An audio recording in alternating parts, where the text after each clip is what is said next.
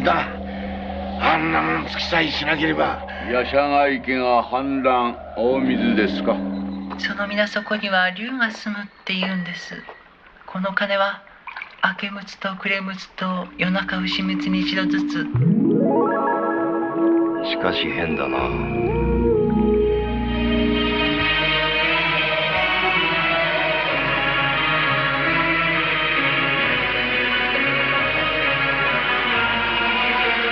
皆はあの鐘を取って落として無人になるまで伝えておしまい。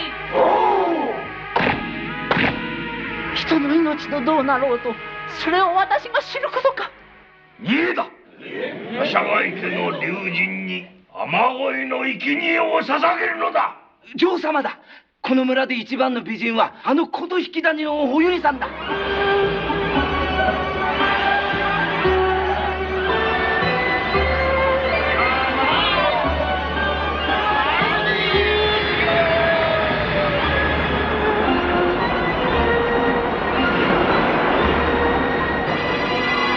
どうだ、伝説を信じる気になったろ。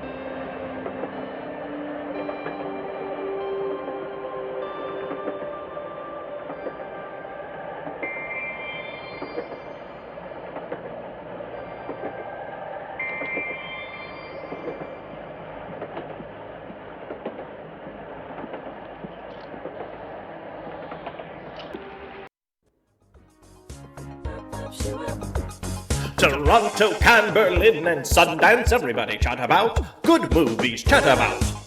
Good movies, chat about. Good movies. Good movies. Good movies. Hello, and welcome to the Good Movie Chat About, where we have good chats about good movies with good guests. I'm Lord Gugu, also known as Bobby, and we are here to chat about some good movies.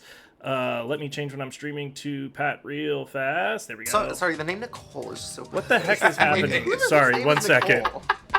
I went to school with that girl. There's something auto-playing that I did not ask for. There we go. All right. That was just... Hello.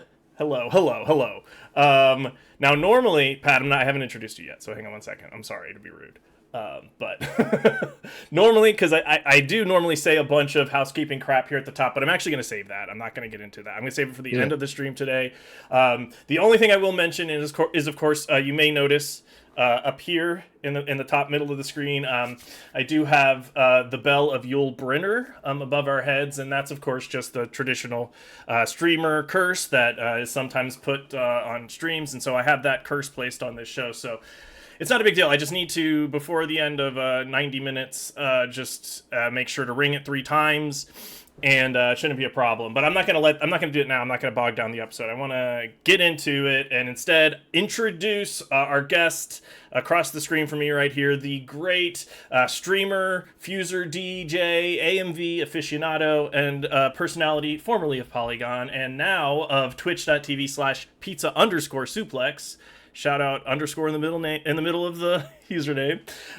Pat Gill, welcome to the show, and I apologize for keeping you from Night Rain for this next little bit of time. Oh yeah, no problem, Bobby. I think I needed a break. Good. And what better thing to break over than to commune at the Church of Movies? At the Temple of Cinema. That's exactly right. The first thing I always ask, I don't know, Pat, movies go great with concessions. Movie chats, I tend to have a drink here. I have right now my traditional iced tea. Do you have a concession with you there? I have some coffee.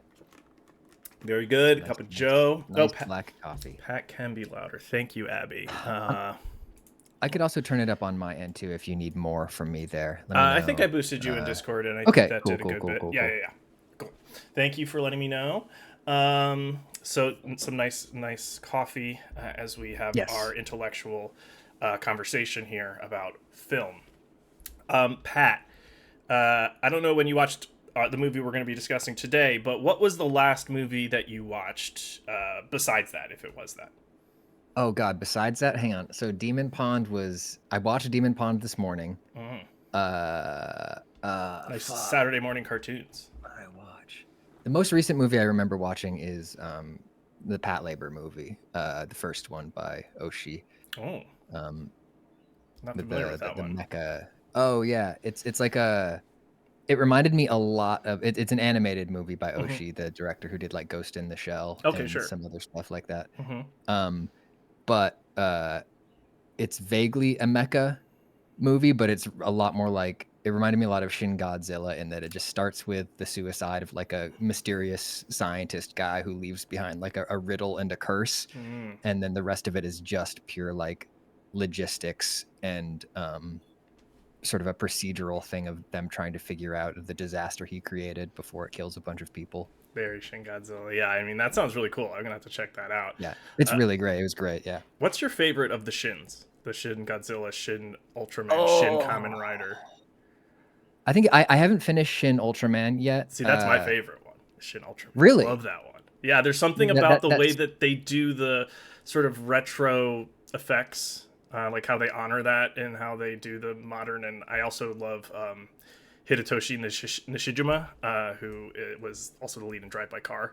Money. Yeah, Oh, I need got a to, subscriber, money, Durand. money, Thank you so much for the Wow. subscription. Oh, it is my birthday. It's not my birthday anymore. Thank you. I need to take that down. I'm gonna hide that. No, you should leave that up. That's a great streamer trick. Okay. Did you know I fell for the 419 out of 420 subs trick once? That is good. Now, okay. Yeah. Hang on. Perfect. Okay, great. So I am not changing that it's my birthday. I just added 419 out of 420 subs, which is almost accurate. Actually, one more thing. Sorry, before we chat any further, because I did forget to mention one bit of business. I now am maintaining my Discord. I'm trying to actually have that be a place where we can chat about movies during the week as well. So here, I've got the link there. Anybody watching, feel free to come in and join and chat movies with us. Okay, sorry about that, Pat. But I forgot to write that in my notes. Yeah, that was so Shin Ultraman for the Hidetoshi Nishijima and just the whole ensemble. I like the ensemble in general, and I love the way they do the effects. Is why I love that one. Yeah, I need to circle back around and finish that one. I don't remember why I stopped. I think I was watching it in like suboptimal conditions, like on an iPad or something, and then I was like, I need to do this some other time. But I loved both other Shins. I think out of those two Shins, I think my favorite is probably Godzilla. Yeah, it's just like I agree. Shin Kamen Rider's like overstuffed, like in the best way, but also that kind of suffers from that. Whereas Shin Godzilla is like clean. That's great. Yeah, it's a great one. So last thing you watched was anime. What percentage of like when you throw on a movie is that going to be anime or animated in some way? Pretty low. Really? I think, Okay. in general. Yeah, and I just remembered the actual last movie I watched was The Raid. I had some friends who hadn't seen The Raid, and I was at Combo Breaker and we watched The Raid.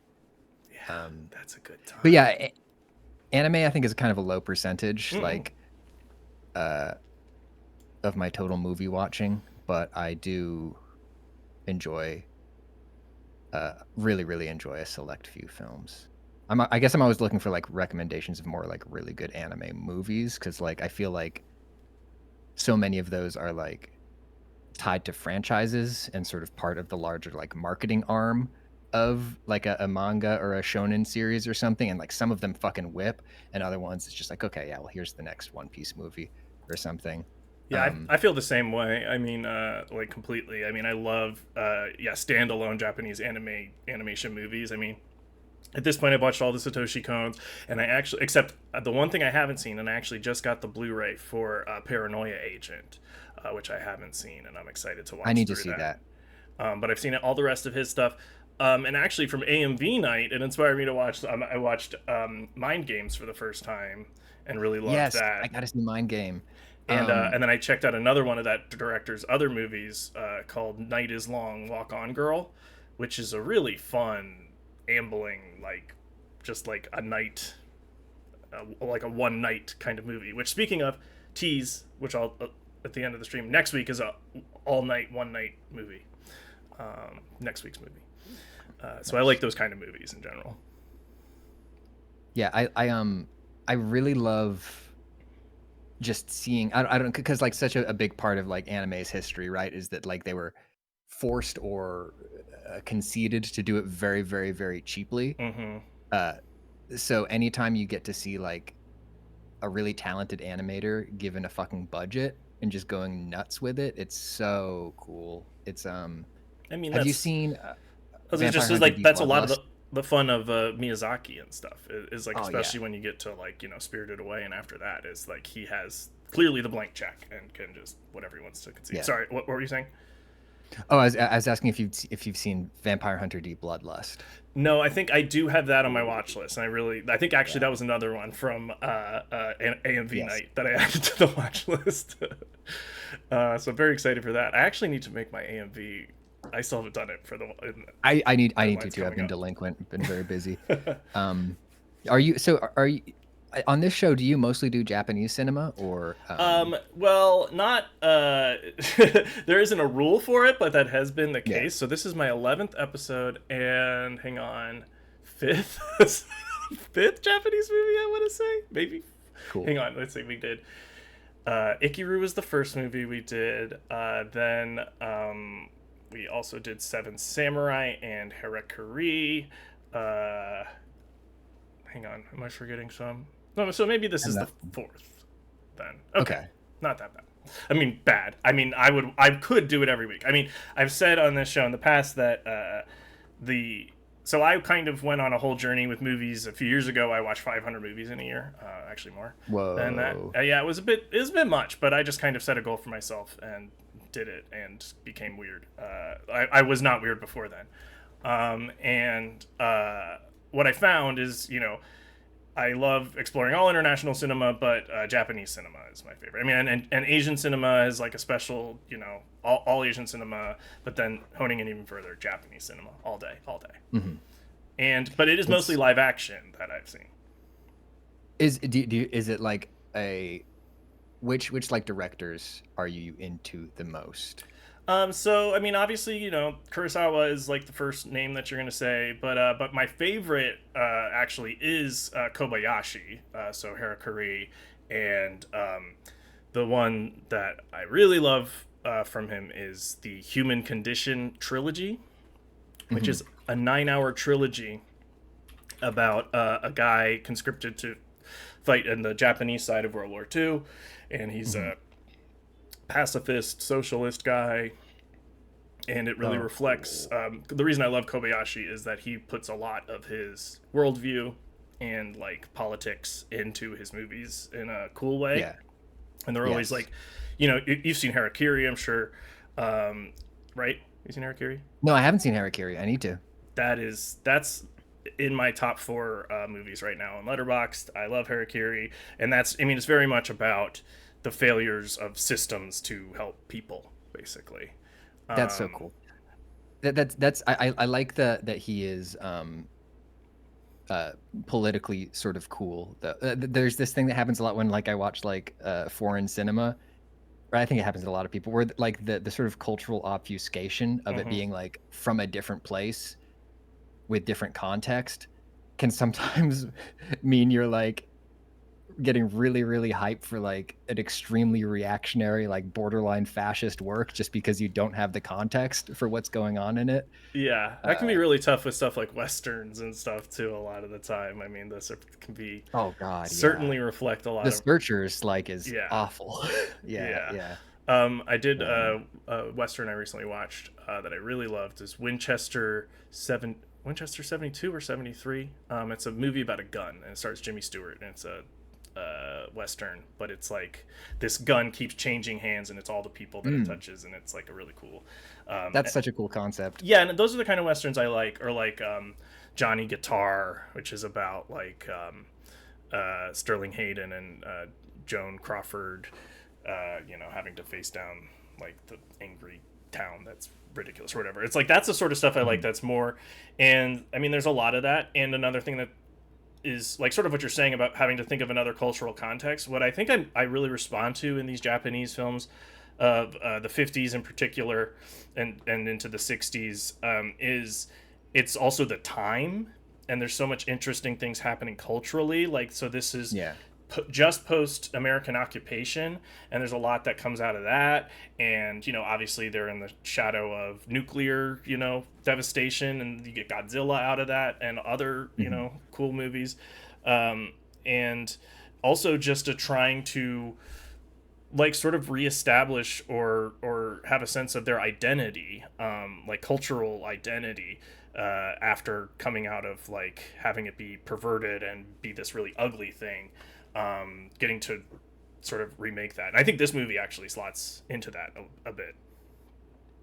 Yeah, I could feel that a bit in this movie. Like in the when we meet the main character, and like we see him sort of transitioning literally from this like modernized world to like this historical thing, this folkloric thing from his past. And I love that like one of the first things we see him do is like use a microscope, which is like such a like, hey, we need to make it clear that this is a rational man of science, and all the things he's about to witness are like gonna be crazy to him. Well, that's another thing that I love is that so much of them then trying to reestablish their culture or reclaim it or whatever you want to call it, is based in like ancient stories, or folk tales or samurai classic like tales or historical events, or even historical fiction or whatever, that they like sort of look back to go forward. And that's another thing that I really love about this movie that we'll talk about. But yeah, just another one of my favorite Kobayashi films is Kaidan, or it's spelled Kwaidan. And that is a collection of Japanese ghost stories. It's an anthology film of 4 Japanese ghost stories, and they're all so good. The third one, Hoichi the Earless, is like the best one, but they're all really, really, really good. And those are also kind of, and each one is like a sort of different style of like how they tell the story too. And the last one gets a little more modern and stuff. It's a really cool movie. And it's like, that's what the best artists of their times wanted to do, is they wanted to spend energy like making sure that they like put these in film, especially because Japanese film quickly became such a big thing, a crossover like cultural, thanks to Kurosawa and stuff like that. It became they were quickly on the international film scene, with Rashomon and everything. Right. I like all that. I love the best of it, and I also love like all the slop. Right. I love some of the old Pinky Violence shit, and like Seijun Suzuki movies. Yes. Rock. The narrative I have for Seijun, and this is just a thing that a college professor told me, so I'm not sure how true it is, but it's essentially like he worked for a studio, because you just worked for a studio back then. You weren't like an independent director. Yeah, and he would just get handed extremely generic Yakuza movie scripts and more or less shoot them to the page, but in a way that made them look absolutely fucking batshit like crazy. Tokyo Drifter, is very much like that. And then the end like battle, it like looks like a music video. The way that it's shot, like with So like this cool. bright, colorful backdrop, and it's like all over the place. And it's And I also love the black and white film Branded to Kill. So I was actually just talking about with my wife recently because I was remembering how much pee stuff there is in it. There's like lots. I don't remember there being a lot of pee stuff in it. I need to go back and rewatch it. There was a bit of pee I might be stuff in confusing it with The Youth of the Beast, which I think was also one of his, with the same actor. Sure. And Shinoda, actually, who directed Demon Pond, also did a lot of, rebellious teen movies as well. And so I'll say, Pat, that, this is a delayed conversation. We were going to have it at the beginning of the month, and then, shit fell on you right before, understandably. And so we delayed a few weeks, but it allowed me to watch a lot more of the filmography. And so I've actually watched 3 more Shinoda films just this week. And that really was cool to sort of further contextualize this movie, because he made 2 other movies that are very much in the same vein, at least 2 more that I watched this week, which are Himiko, which is an old Shinto like goddess like tale, and Under the Blossoming Cherry Trees, which is also like a cool sort of also about the tension between urban and rural communities and those gods and people like mixing and stuff like that. So that was really cool. And then he made like this old Yakuza sort of movie. A guy gets out of prison, and he finds that the balance of power in his Yakuza gang is completely changed, and so he's trying to navigate that and stuff, and it's called Pale Flower. And those are all great. So I mean, I liked I'm just like voracious sometimes when it comes to it. I mean, and I love all the Lone Wolf and Cub and Lady Snowblood and that really populist fun stuff. Certainly Houseu, another one of my favorite Japanese directors, I will say. And I'm sad because I am coming to the end of his filmography of having seen all of it, is Itami of Tampopo, and Taxing Woman is another one of my favorites. I love Taxing Woman. I just, in undergrad, I just took one Japanese cinema class, and it was such a good class to have taken. Yeah, that sounds because fun. I think we had a really good selection of like stuff from across the spectrum, right? Like the very prestige down to like Girl Boss Gorilla, and it was fun because like I got to like learn the directors' names and then just like start Googling and like finding other stuff that they had done. Have you seen Funky Forest? I have not. It is completely, yes. I think it's by a guy who did a lot of like TV comedy stuff, and then he got to do a movie and just made this like very, very surreal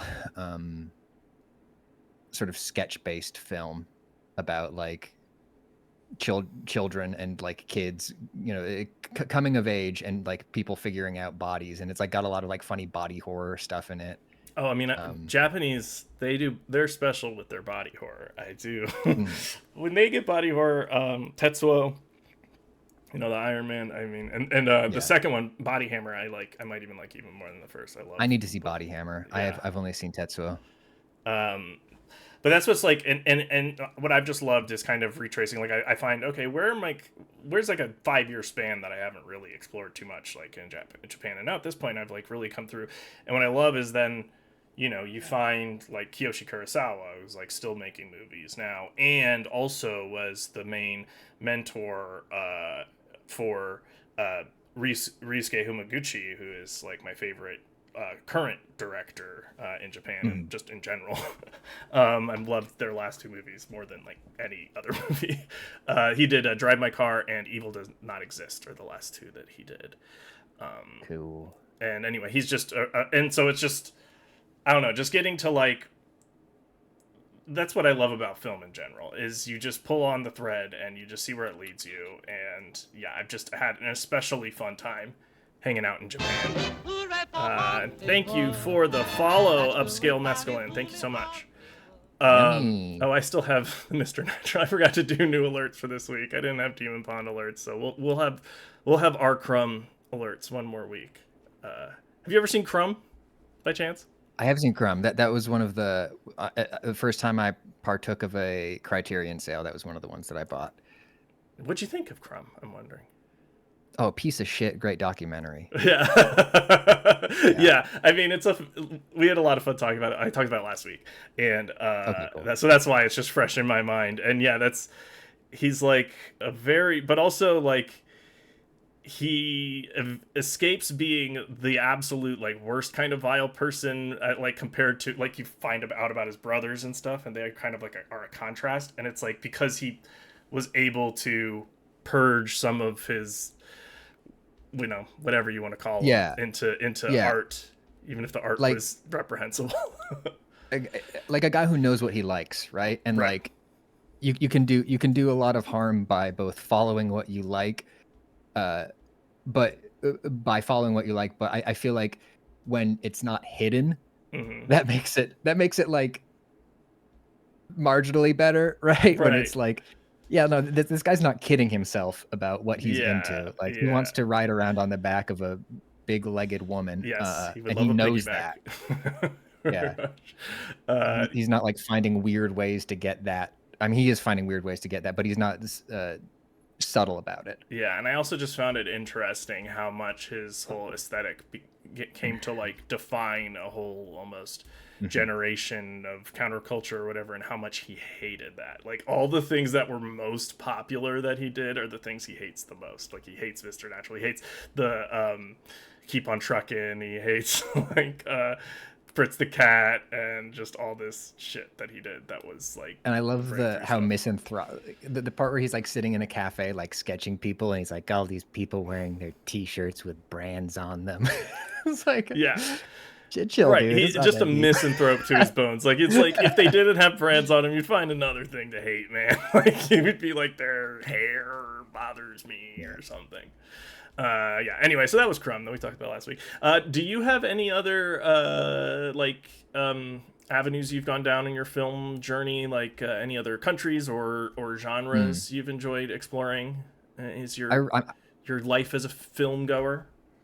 As a film goer, I love like Hong Kong action stuff, and Yeah, very much. especially like when I was in high school and like really early college, there was sort of that brief action renaissance where like Tarantino started like producing and Right, the Kill importing Bill era, stuff. sure, yeah. Mm-hmm. Yeah, Kill Bill. He brought over like Iron Monkey. I think his name is in the opening titles of like Ong Bak from Thailand.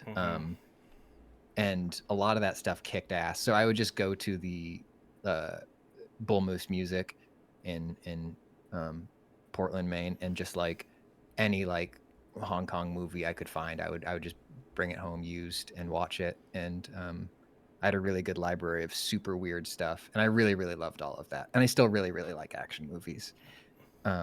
Yeah, I mean, Hong Kong they certainly perfected it to a degree in the way that they do it. And I'm more of a recent convert, although I'm a lifelong.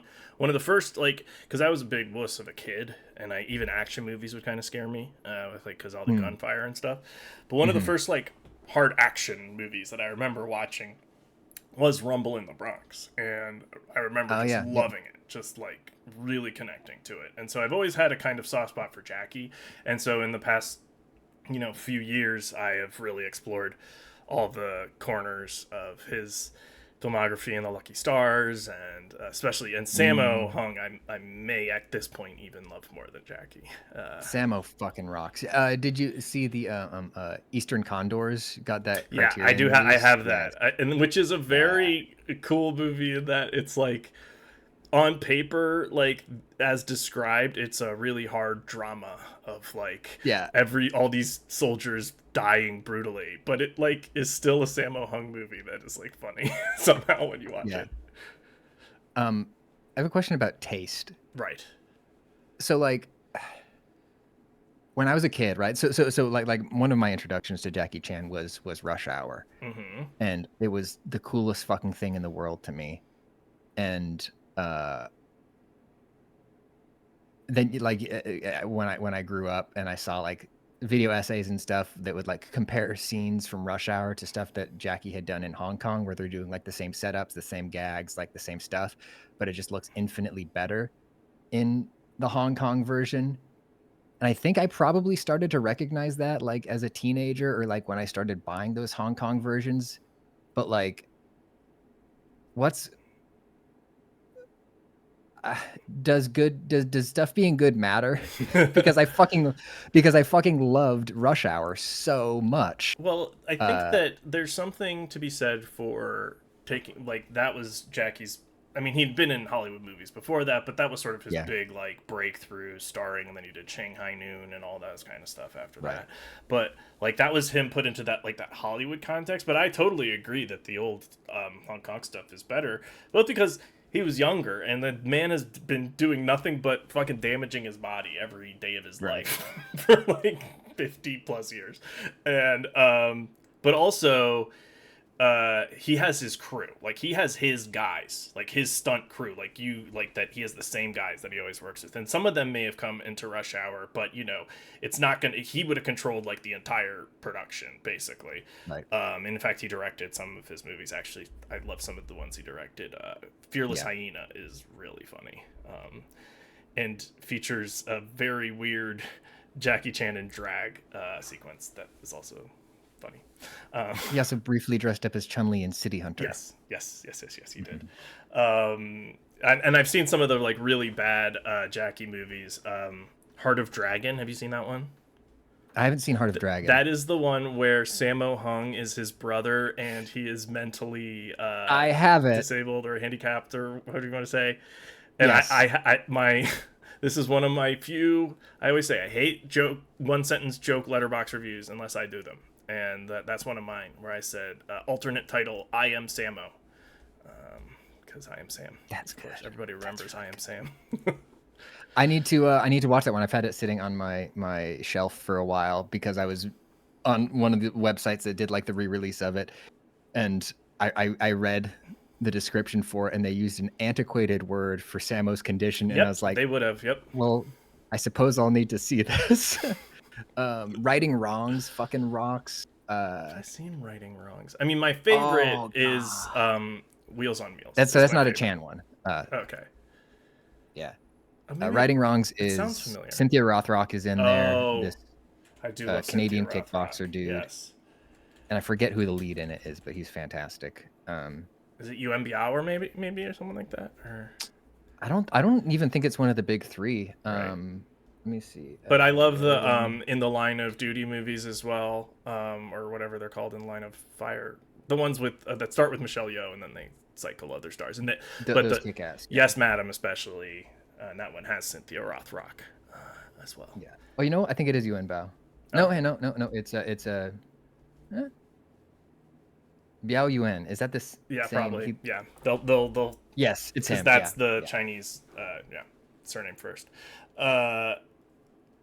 Wheels on Meals is my favorite, and that is the big three in that one. That one kicks ass. It's just so also funny. The theme song of it was so good that it was adopted by one of the best pro wrestlers ever. The Wheels on Meals theme song? Yeah. I never even think about Spartan that X. I need to read. I remember think about that theme. I mean, the theme I always think about is the Police Story theme, as sung by Jackie Chan, which I will just put on sometimes. Yes. But yeah, the stuff about the Jackie Chan stunt crew is in. There's like an hour-long special from the late 90s that is in the Criterion for Police Story 1 and 2. Jackie Chan, My Stunts. Yes, it's really good. And it shows how he does like a lot of the stuff. Yeah, and the fashion too of his crew. Like there's some shots of them just like standing on one of those like backlot like Hong Kong sets, and like everyone just has the fucking coolest windbreakers and acid wash jeans I've ever seen. Yeah. Because it is also that thing where it's like at least 5 years behind like American culture. Like, so yeah, even though it was 1998 or whatever, they're like, it's 1991 the way they're dressing. Yeah. Not that Jackie Chan can never exist again. It's crazy that we got him. He just can't happen again. It's like Buster Keaton sort of thing, you know, like it's that level of physical mastery and awareness of like your entire body and like how to use it. It's right. And the just and like the degree of choreography that goes into it is just ridiculous. Yeah. And the way he became that way is just like, we can't repeat it. Like we can't do that to more kids. Right. Yeah, that's true. Like that was that era where they were hunting for more Bruce Lee's or whatever, and there was just the and I mean but that was all of them. You know, Sammo was the same thing, and like they just came up through those academies or whatever you want to call them. The Beijing opera schools, yeah. Right. I need to see. There's a movie that has been on my list for a super long time. I haven't seen yet, where Sammo Hung actually plays his instructor from the Beijing Opera, and it's about, I think him, Jackie, and Yuan coming up through the Beijing Opera School and essentially just being fucking beaten and like abused into being like the best action stars that have ever lived. That's interesting. But it's crazy to play the guy who did that to you. A movie I remember watching, it was a couple years ago when Criterion had like a Michelle Yeoh on the Criterion channel, and there was I think it's called The Stunt Woman or something like that, and it's Michelle Yeoh's a stunt woman, but Sammo Hung plays like the stunt coordinator that she like works for, and he was really endearing and sweet in that movie because it's like he's playing himself probably to a degree. So I remember really doing that. Now, do you ever go highbrow with your Hong Kong? Do you ever go to Wong Kar-wai and that sort of thing? No, I keep it pretty populous, I think, with my Hong Kong stuff. I've definitely seen some, right? Like Shall We Dance? Was that one of? Yes. Yes. I haven't seen that one, but I've seen a lot of the other ones. Chungking Express and In the Mood for Love and a few other ones. And actually, one of the ones we almost talked about today. Sorry. Shall We Dance is Japanese. My bad. Sorry. Anyways, go ahead. Oh, Shall We Dance that's not Itami. Maybe I'm wrong. No, never mind. Oh no, Itami's The Last Dance. I just watched that one. That's what I was thinking of. So we almost talked about or watched another movie, which would have been a lot longer, but I do love this movie. Farewell, My Concubine, which is very much highbrow Chinese movie about Peking opera and going up through the school and all this stuff. And it also is with the backdrop of, the China's changing government and the Cultural Revolution happens within the movie and all this sort of stuff. And I was thinking about that movie a lot this week because one of the movies I watched this week was The Last Emperor, the Bernardo Bertolucci Academy Award Best Picture winner. It actually was nominated for 9 Academy Awards and won all 9. That's insane. Whoa. I recognize the movie poster. Yeah. It was certainly... Well, so one of the big deals with it was that it was the first Western movie ever to be allowed to film within the Forbidden City, the Forbidden, ancient palace or whatever. And so the first 90 minutes of the movie look ridiculous because it's just the most beautiful, insane scenery just constantly. And I mean, the art direction across the board and everything looks really, really good. But it is ultimately kind of a bit, at least now, it felt a bit traditional in I don't know, I'd seen it before or something, or just it didn't grab me as much as Farewell, My Concubine, which I really, really love. But anyway, I'm trying to think if there's anything else. It's funny that once they popped the cork on shooting in the Forbidden City, they just let anybody do it, because I think there's some scenes in the Dead or Alive film that were shot there. Well, they're well, it's just sitting there. Just sitting there, yeah. It's just a museum or whatever now. Go ahead, go off. Well, so last thing I'll ask before we get into our talk about Demon Pond itself is, what are you looking to go next? Do you have upcoming new releases you're looking forward to seeing, or are there sort of other movie journeys you're looking forward to taking in the near future? Yeah, right now I am excited for whenever we get a US release date for Baby Assassins 3,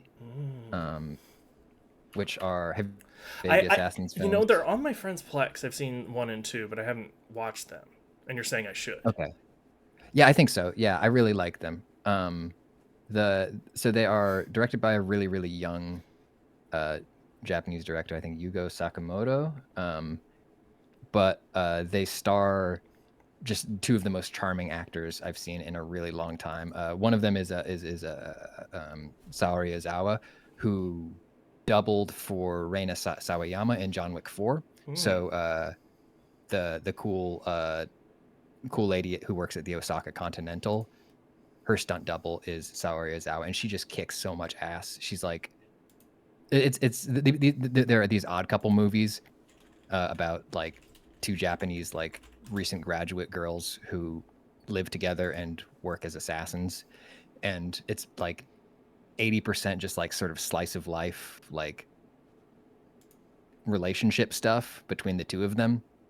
And then like each of the films has just a couple of the fucking sickest action scenes I've ever seen. I need to check them out. I mean, like, honestly, assassin movies, and this is pretty cross-cultural, like, I'm in, like, generally. Like, you know, they can be really, really fun. Like, The Killer wasn't the best. Was that Fincher who made The Killer?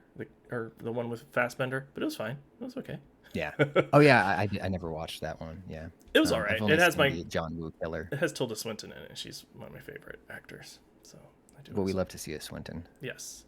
But yeah, mostly Baby Assassins 3. I've heard it's like the best that the series has been, and I need them to release it over here. I mean, I love when there's the franchise that is committed to just getting crazy, or like this kind of franchise that's like, we know what you're here for. We can just keep dialing it up.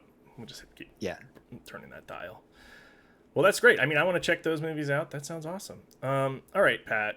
This is enough preamble because we want to talk about Demon Bond here.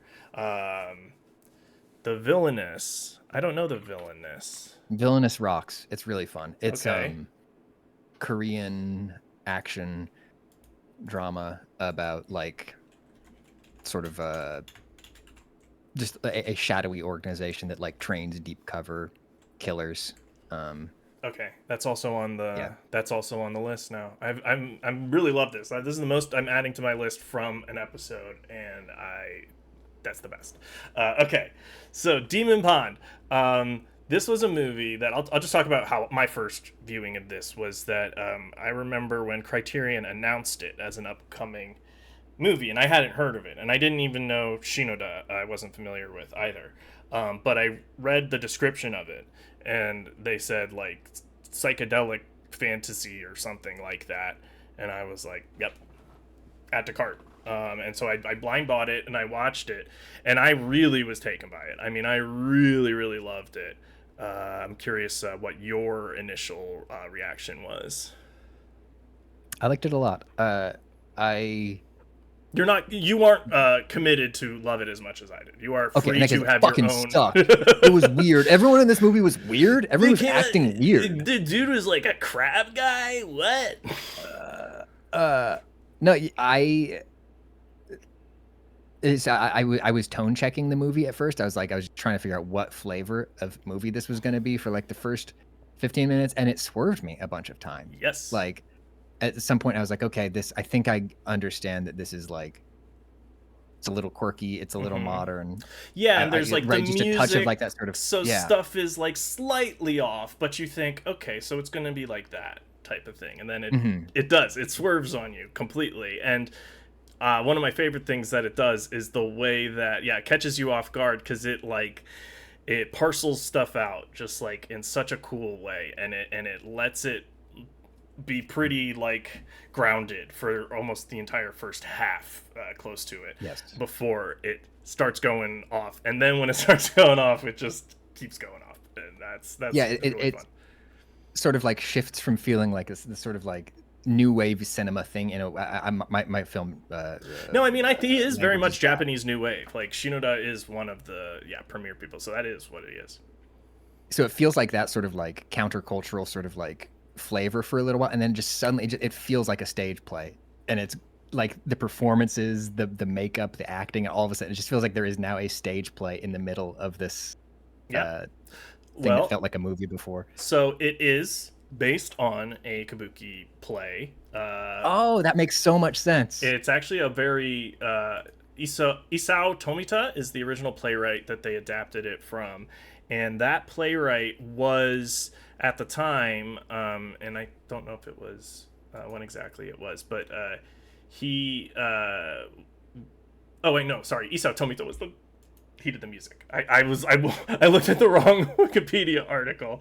Izumi Kiyoka was the playwright, and when he was making plays, it was already at a time where, or at least this adaptation of his play. Maybe I'm misinterpreting the timeline here, but basically, it was Japan was very much being influenced by the same like Russian influence of Stanislavski and the Chekhov and that kind of very bringing it to very realist, and of course, and every country kind of processes the same way. Of course, in America, you know, we have the Meisner and all that kind of stuff, the Marlon Brando or whatever of it all.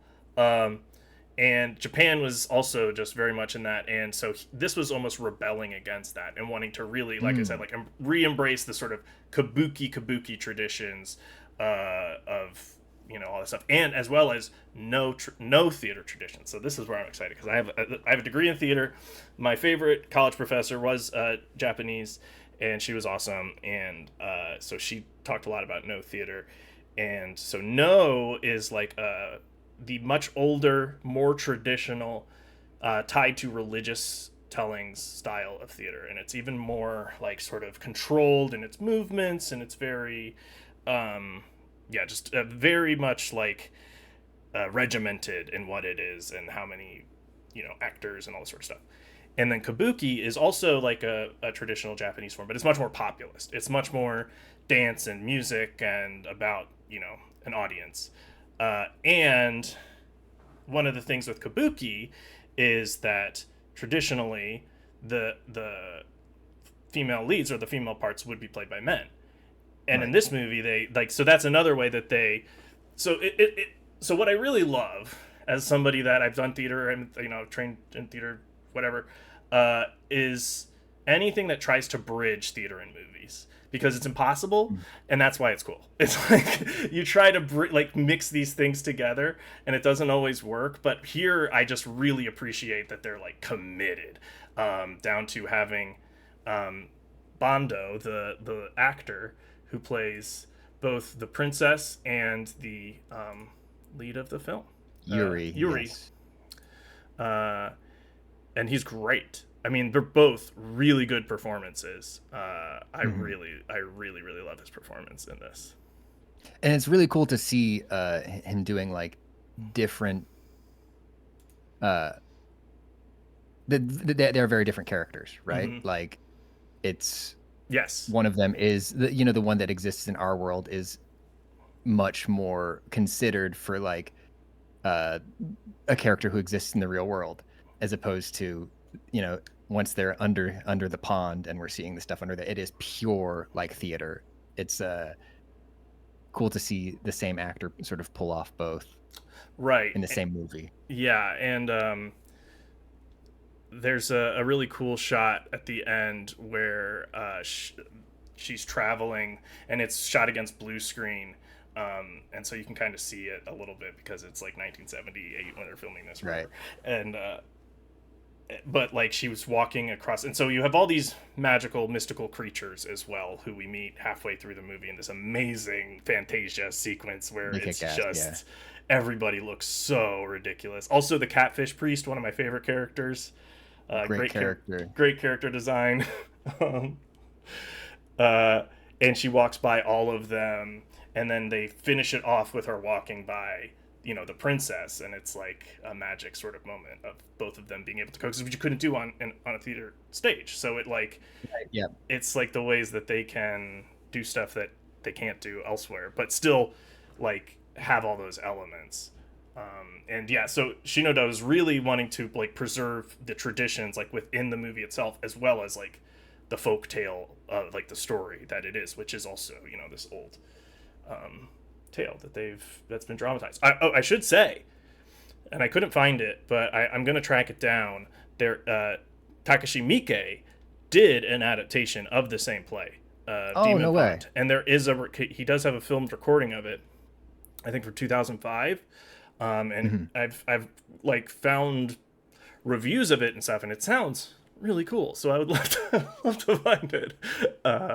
So that's my mission, is to track down the Takashi Miike Demon Pond. But Bando, who plays those two parts, this was his first film, because he was really okay. He's like the top. I forget. There's a term for actors that play the woman parts. It's not in here. Hang on. Oh, onogata. Yeah, as an actor that specializes in female roles in kabuki, and this was his first film, which is kind of crazy. And in fact, they like had to take longer to film because he really hated how he looked in the like on camera in I think it was the princess makeup or something, and they had to like because when he like saw himself, he's like, what the I don't know. So they had to like, but it both works because the movie is trying to be up at his level, like it's trying to operate in that kabuki level, but also he's good at pulling it back enough to like still work on film, while the whole thing has such a theatricality to it that it just works. Yeah, it the even just like the you know the way the camera starts moving when they sort of enter that sort of realm of Fantasia, right? It, like pulled back further, showing bigger groups of people, like, you know, craning up and stuff, the sort of the way you might look at this thing from a actually, you know, I don't know if Japanese theaters are stadium style, so maybe that connection well there's so they do have a traditional like they are kind of, because there's a traditional I don't know what you want to call it, like walkway that I can't remember. This might just be a no. I don't remember if it's in both, but that's like a walkway that's on one side of the stage. That's on one side of the audience rather. That like so and often and also this is one of the features of no theater that isn't so much present in kabuki is no also allows for representations of the gods themselves. Like that was always something that you could do there, and often I believe that walkway was meant to be like the gods coming down or somebody like arriving. You would purposefully use that thing. Sorry. And one of the things that you get with Bondo playing these woman parts is that there is, and it was pretty revolutionary for the time, I will say, an extended kiss between two men. Of course, I was going to ask, like, a man and a woman, but if that would have been considered like because subversive in any way, or if they're like, well, he's dressed as a lady right now, so it's okay. I mean, because I think that part of the conventions is that they wouldn't typically have a kiss in a kabuki play, or if they did, maybe it would be very stylized or something, and it wouldn't necessarily. But on a film, there is an expectation like that you'll have the big romantic, and that's the way it's shot. It is such like a, you know, like Humphrey Bogart in Casablanca or something, like kind of very romantic. I mean, it's very well shot, and so there's really revolutionary, I think, for the time, and which is again kind of cool when you think about the approach of reaching back to folk tales and kabuki and this really traditional, and by being very traditional, right, of having the man play this woman, it actually makes it like pushes it forward in the context of a film by doing this, you know, great transgressive act of having a man kiss another man. I think that's really, really cool. That's cool. That happened. I was like, I wonder what the context and reaction to this was, if there was any. Speaking of reaction to this film, this film was kind of just buried, right? Like it came out, was shown a few times, and then wasn't printed or distributed for 40-something years. It was kind of, I mean, I don't know exactly what it's like. Did it ever come out on VHS or DVD or whatever? I'm not sure, but it was kind of not thought of as one of the big Shinoda films, I think. But it like there was as a part of a celebration of the anniversary of Shochiku, the studio, they re-released, I think, a bunch of Shinoda films, and this was one of them in the early 2020s, I want to say, like 2022-ish or around then. And I think that maybe caused a rediscovery, and then Criterion made the release, and that's sort of... And so now, I'm like #1 champion. I'm like, watch this movie. It's so cool. I love it. Because I do think, and now that I've watched those other Shinoda, especially the fantasies that are kind of in line with this, I did think this was the best one of all of them, personally. I also think, though, that if you like this one, you should watch the other ones as well, because they are very cool. And also very horny in a way that this has moments. I mean, there's one of the first thing that happens in this movie is a woman milks her titty into our protagonist's eye because he has dirt in his eye and they don't want to use water. That is the opening of this movie. Do you know where there's a desert sequence? And before we were going live, I was Googling types of trees to figure out if the trees I saw in that were Joshua trees, or if there's a tree that looks like that, like in the Gobi Desert or something. Or if I'm they not flew sure, to like where fucking he America sees and the shot baby on- doll, like on the sort of like wastes or whatever. Yeah, and that is kind of like,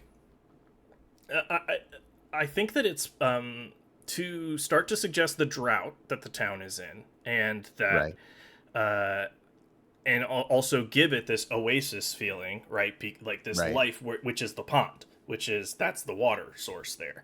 Yeah, and also creates such a huge separation, because that's one of the first things we see after he gets off the train and crosses the bridge, right? Mm-hmm. It's like he is gone from the world that trains exist in. He is in the fucking... Yeah. He is beyond reality. Correct. He's going through the tunnel at the beginning of Spirited Away. He's like going to this other place. Yeah, very much. And the town is like a sort of weird place full of archetype type of guys. I love the like really rich asshole guy that's like basically runs the town by virtue of having the most money. Like you can tell that it's like, okay, well that's why he runs everything. Yeah, the it's such a beautiful location, and I have to wonder, like, if they built these houses as sets, or if they moved into like a very, very, very old village and shot there, like, because the architecture of the houses looks distinctly like from a previous era of like several previous eras of Japanese architecture. Yeah, I don't know. I actually don't know if it was a really old town or if they built them. I do know that. So spoiler alert, and we can jump all on this show. We can jump all over the movie. It doesn't matter. But spoiler alert: the town gets drowned out at the end, and the way that they did film that, I did watch. There's like a 20-minute documentary on the Criterion about the special effects of how they did that, and the guy that did the special effects for this movie was very influential Japanese special effects artist. And he actually designed the Shochiku logo of the mountain, and he designed that, which is kind of cool. But they did create miniature, towns, and they did flood the miniatures, and they did really cool compositing of like the shots of people running through the town with the like flood overtaking and destroying the houses and stuff. It works shockingly well. I mean, like, even as you're intellectually kind of, oh, this is how they're doing it, it's like the impact is awesome. Yeah, I was rewatching the very ending of this before we went live, and it is really impressive. Some of the shots, like, I was genuinely like, one of the shots of a house getting knocked down by the water, I was kind of having a hard time figuring out if and how it was composited, because there were foreground figures and then water that looked kind of to scale, right? Because like that's the thing, a lot of times when you see like water sweep over something in an old movie like this, you can tell it's moving like small water, right?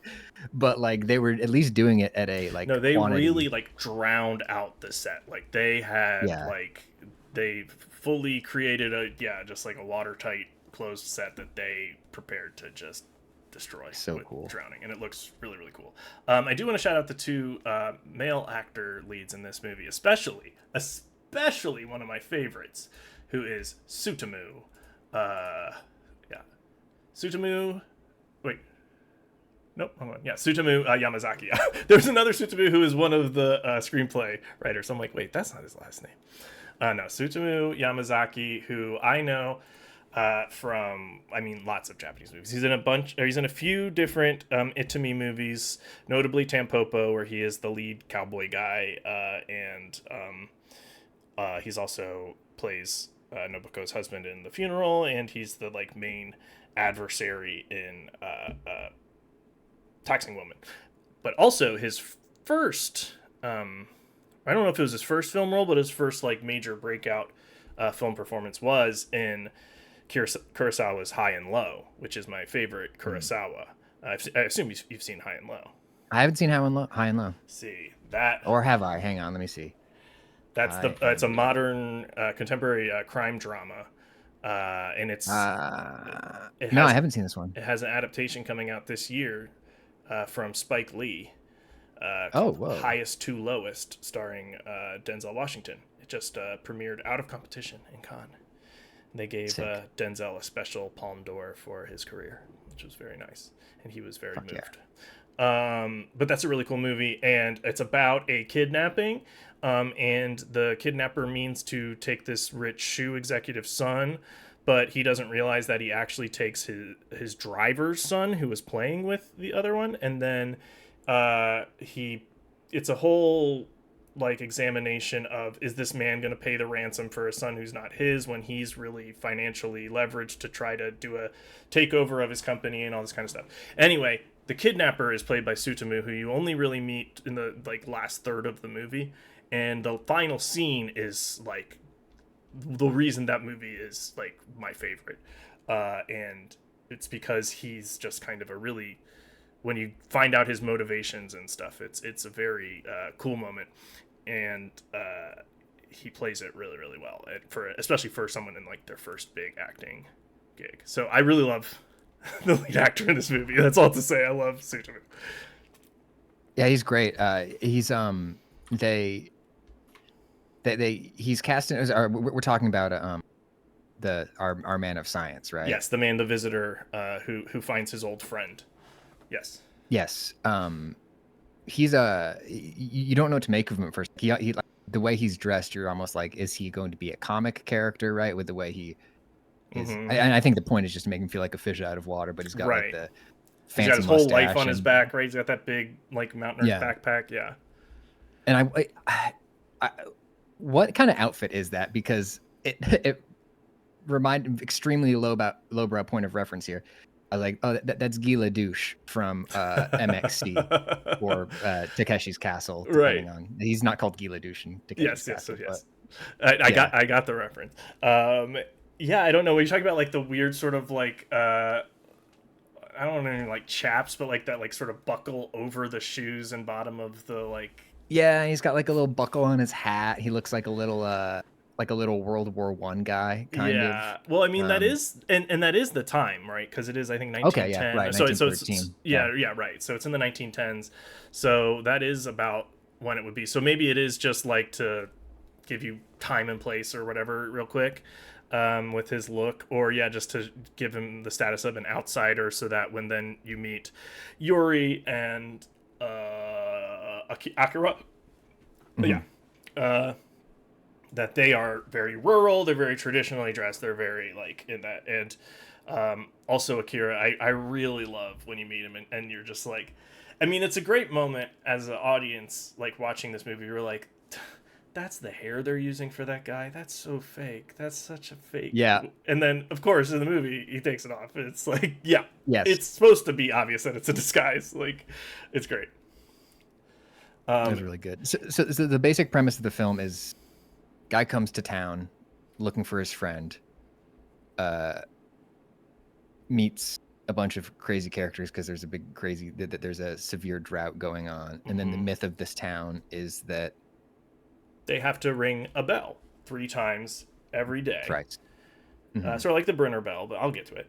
And they have to ring it 3 times every day, and Akira, his friend, has been doing the job because when he came to visit the town, and Akira, I should say, is based on a real guy named Yanagita who left the city to live in a rural life and capture like the folk tales and try to get all the like write down and capture all the local folk tales, which is in Demon Pond, if travelers come and visit, he has Yuri ask them to tell him a story outside, and he like writes it down. So that's kind of the sort of parallel.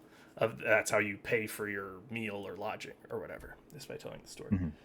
So that's another really cool thing. But when he came to visit, the old man that was tending the bell died, and in his dying wish was somebody needs to make sure that they're also ringing the bell.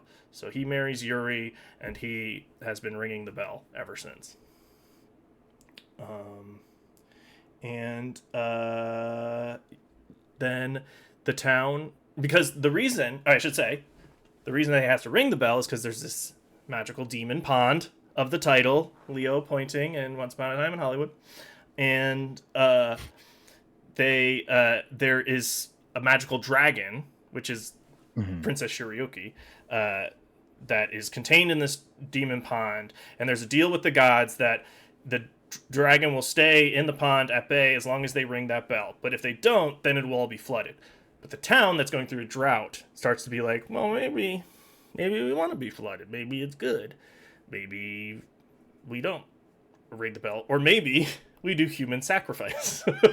Yes, they jump very quickly from not ringing the bell to doing human sacrifice. But yeah. One time when I watched the movie, my reading of it, and then my most recent viewing, I was like, is this correct? Because they talk about how decades before, and I think it's before Akira even came there, that they similarly did a sacrifice of a teenage girl, and it didn't work. And I almost get the implication from that girl was Yuri, who is like living on like in a half-life kind of thing. But then she gets killed in the movie too. But it's also right. It's all kind of magic reality, so I don't know. That was just the one reading that I had on it.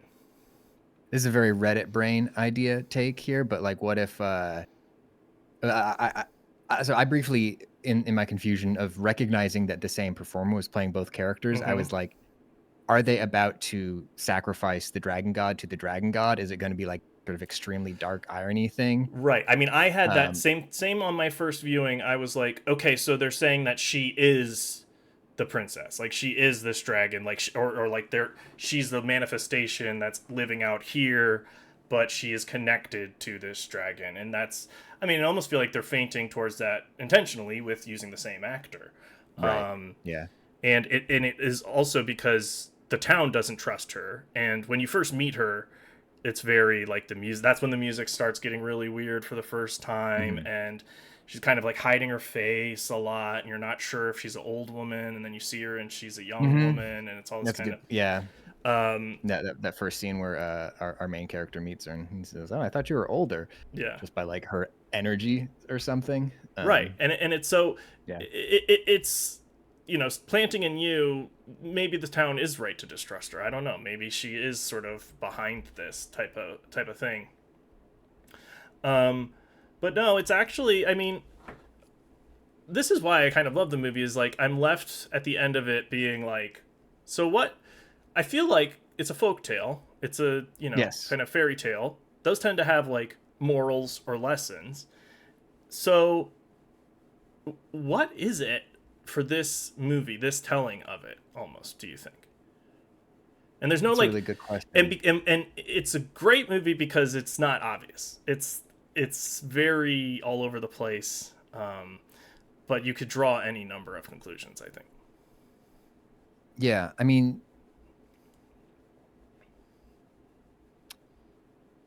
there's something there with like leaving things be. Right?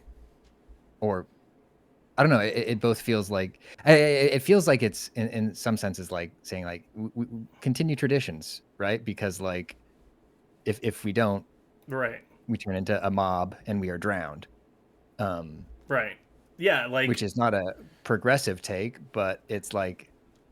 Well, and then I think then the alternate take that you could just as easily have, that's sort of the opposite of that, is that there's an inevitability that you can't, and it's, fate and all this sort of stuff, that if something is fated to happen, it will happen. But also, to your point, I think like if, hewing to traditions and heeding warnings, like those exist for a reason, kind of thing. Like these, like we, we tell these things, and it's and Ringing the bell is taking your vaccine, essentially. well, I was gonna say that it's also a little bit, everybody's favorite film, Adam McKay's Don't Look Up, right? Of like, this will happen. This will happen if you do this. Will it though? I don't know. And like, sorry, let me read creme de la creme. Right. So that is a great point, because the princess, I mean, and I love the characterization of the princess. She's like such a brat. It's really funny. And all she wants to do is visit another dragon like down the river, because that's who the catfish priest has delivered her a message that this. Right. But she can't get there as long as she's trapped in the demon pond. And there's a really great woman actor that plays like her lead advisor who says, if you go against the prophecy or whatever you want to call it, then that's gonna doom you forever. And so she's like waiting for them to maybe not ring the bell. Oh, and then I do love the sequence where they've all traveled to the bell, like they've traveled out of the water, because it's like nobody's gonna ring the bell. But then Yuri comes and when she starts ringing it, like the dongs of the bell like powers them back, and it's all in the ensemble's acting of how, I mean, there's a bit of slow-mo and the way they shoot it, but like it's all the way that they like are like being compelled back. And I love shit like that when there's magical elements that are mostly on the performance. So. And I'm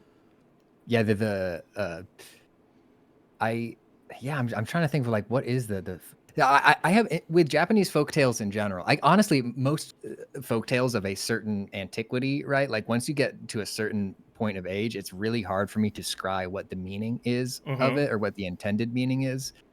Like shit from the Bible, even it's like, hey, don't turn around, or your wife will turn into a pillar of salt. And I'm like, what's the why? But like, so I guess it feels very true to a lot of the Japanese folktales I've read in that sense, in that it's just like really simply about like consequences for being unkind, right? Sure. Like, yeah. Well, I mean, there is something to that where it's like what's real in front of you. And I think that like Akira is like, what was real in front of him was that he made a promise to this dying man, and this woman is very kind and he loves her, and that's his wife. And so he commits to that, even as who knows what the mysticism of all this is. And yeah, they think that by killing someone, by doing sacrifice, that is going to please the gods, and that's based on nothing, when the actual impact of what that is, like to your point, very, very unkind. I guess I'm also wondering sort of what Shinoda's reason for the film. I mean, not necessarily that, I don't think directors ever make a movie so that people will be like, this is what the director thought, like very Lynch, that it's asking the questions, not what the answer is. That's a good read from Krem, that maybe the moral is that true sacrifice is just selfless duty, right? The job that Akira is doing, ringing that bell, is unseen, his whole life. But that's the real like brave and honorable thing to do. I also just thinking about how Shinoda made this movie, and the way that he incorporated all these theatrical traditions and stuff, and in making it about a folk tale, while also having very modern filmmaking techniques and very, very modern score. Now this is fucking score rips. This is good. Isao Tomita, who I played another one of their, not a track from because I couldn't find tracks from the soundtrack, sadly, besides like the opening. But he's doing they're classical compositions, a lot of what he's playing. They're Debussy, they're Kandinsky, I believe. So it's, even that is very, and Moog synthesizers. I mean, in the late 70s, like we're talking like right at the beginning, and playing classical music. So it's again taking this past into the future, And I don't know, there's just something, and the time period that the story takes place is 1910. Like, they could have said it, Tokugawa shogunate, they could have said it, even like when Japan's opening itself to the West and other countries and things. But they said it like in this very beginning of the 20th century time with, Japanese people knowing what's to come from that and everything. And so you can read into that, like blind acquiescence to the emperor or something like that. Like, there's all kinds of implications that I just think that the movie is meant to make you think about your own history and your future and where those sort of collide in a way. Yeah, and the ending, like the ringing of the bell, right? Like, thinking of that as this sort of ritualistic thing that connects Akira to this promise that he made, right? To the past, right? And then looking at the film that includes these elements of, dying or old forms of storytelling and stuff very intentionally, right?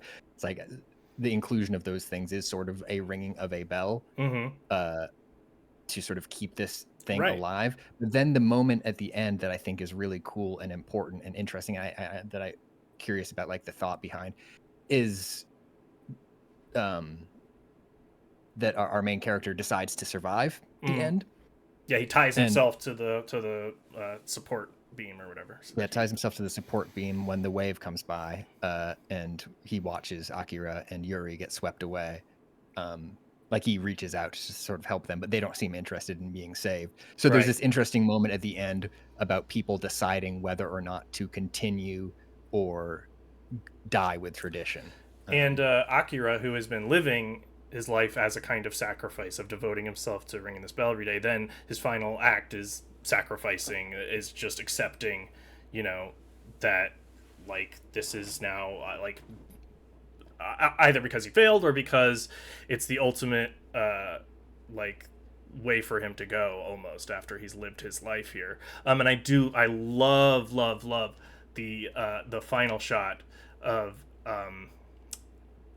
Gakuen Yamasawa, that's Tsutomu's character, like, bowing down and, like, on the cliffside, and you see the waterfall now flowing in the background, and it is like you feel how he now has to live with this. Like, he has to go on having experienced all of this, and maybe there's something in that too, that you, the viewer, are now like, that's you or something. I don't know. Yeah, that last shot too, the last helicopter shot of the shrine up on the cliff with the massive waterfalls is just so incredible. And the music, so and cool. Like, it's all just so, it builds so well. And we need to talk about the big, like, CG. I shouldn't say CG because computers weren't involved. I mean, I guess composite is more the term. This is more camera trickery of then when the dragon gets loosed and she actually rises up with her whole retinue and everything. Yeah. And like, they're raising up through the pillar of water and everything. Ugh, I love it. And I don't know if this was intentional, but, like, I love how, like, there is no dragon, right? There is no, like, serpent or anything, but you've got a bunch of people in these, like, white gowns sort of creating the shape almost of, like, maybe suggesting a little bit of, like, a dragon. Well, and what the dragon is in practical terms is the natural destruction, kind of, right? Like, that is what we're talking about when and so there's a way that another thing I really love about the movie is the way that it kind of connects and conflates on purpose, like, gods as, like, sentient creatures or beings or whatever above us, and nature as chaos. And are they one and the same? Are they reflecting of each other?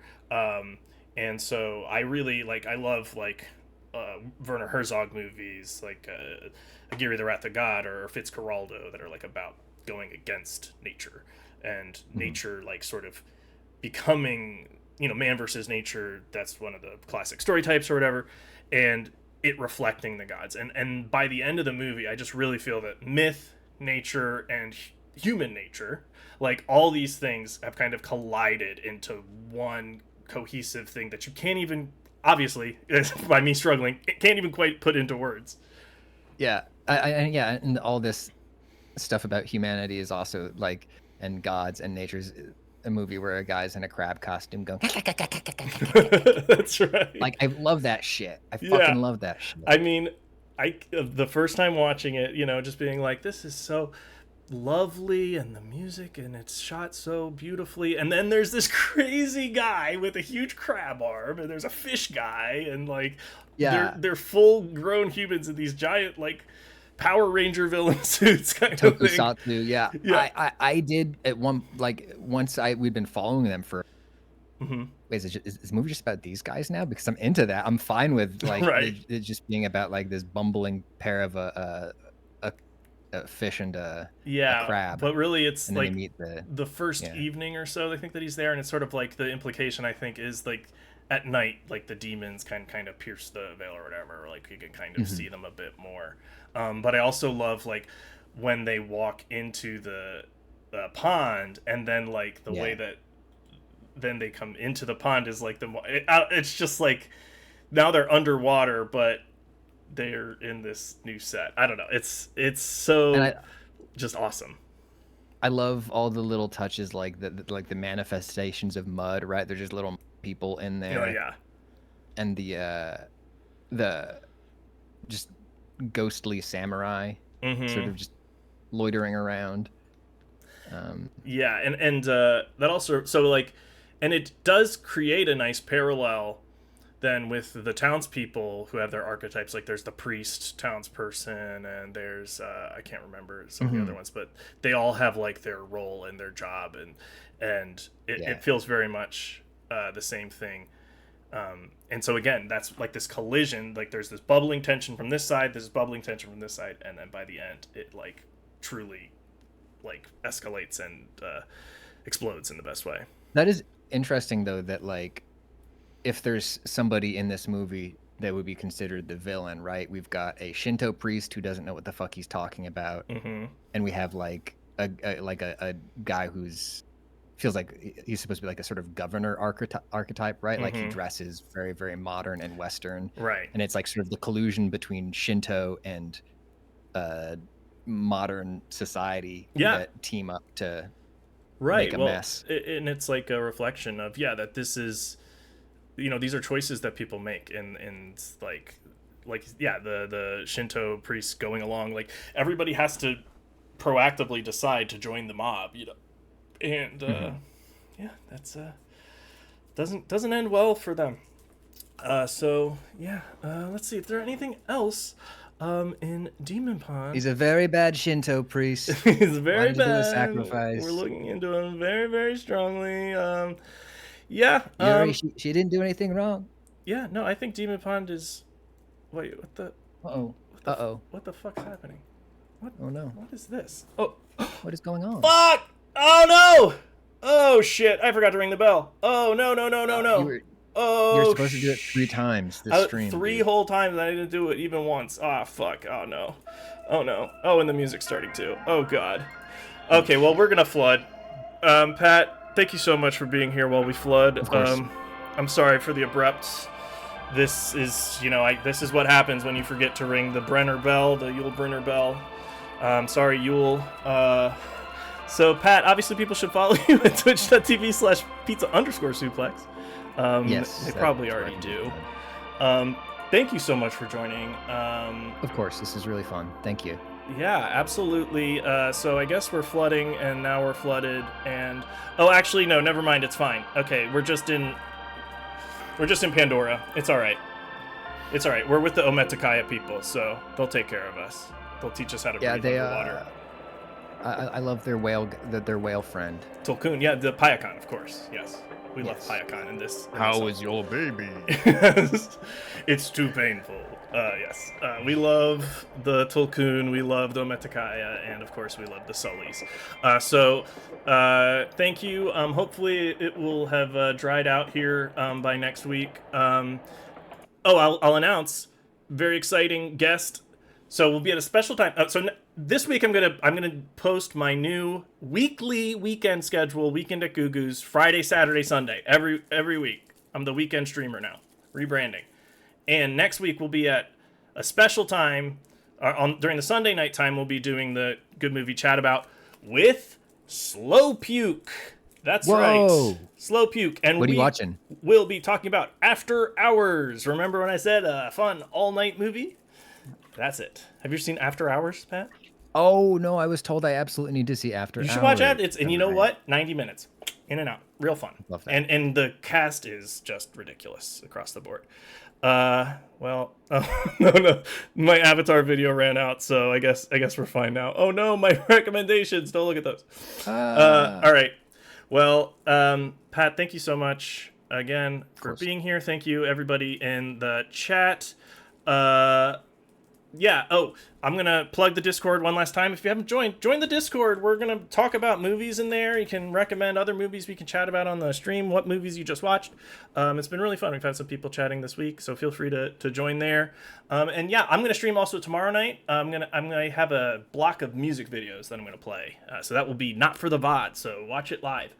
Cool. Yeah, thank you again, and we will see y'all another time. Yeah. Goodbye. Goodbye. Oh wait, I need to start raid. Here we go. That always takes some time. All right. So we're gonna raid the Luke Man once we're all set to go here. And everybody, man. say hi to Luke and have a great rest of your day.